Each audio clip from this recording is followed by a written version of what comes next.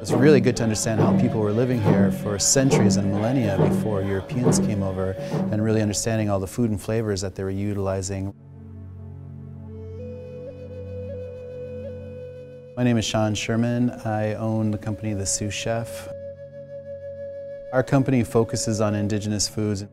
Basically, we've removed all European influence. We've cut out completely in our cuisine things like dairy, flour from wheat, processed sugar, processed foods in general. We're not even using beef, pork, or chicken.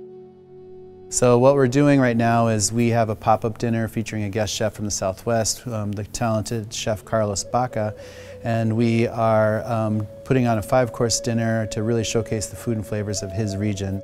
Things like elk, quail, cholla buds, dried mushrooms.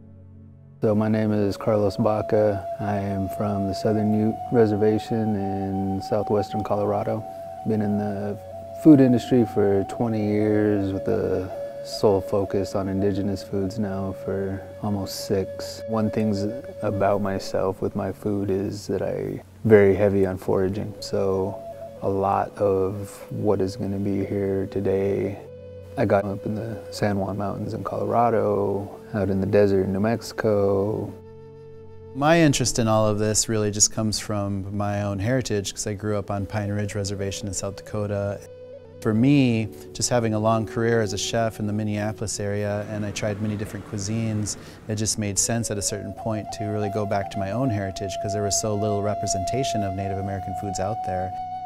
Humanity has walked away from the symbiotic relationship and eating with the seasons. This dinner is very much, what did I have stored for the winter?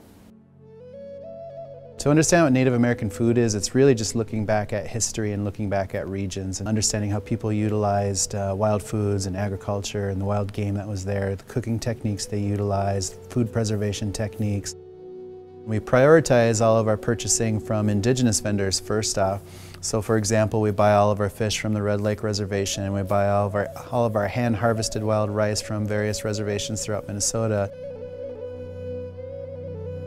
We want to explore all the areas of the U.S. and Mexico and Canada and Alaska, and really just work to record a lot of these foods and the names that are in those regions, and just really trying to get it out there, because unfortunately in the U.S. and Canada, a lot of these food systems were almost wiped off the map completely.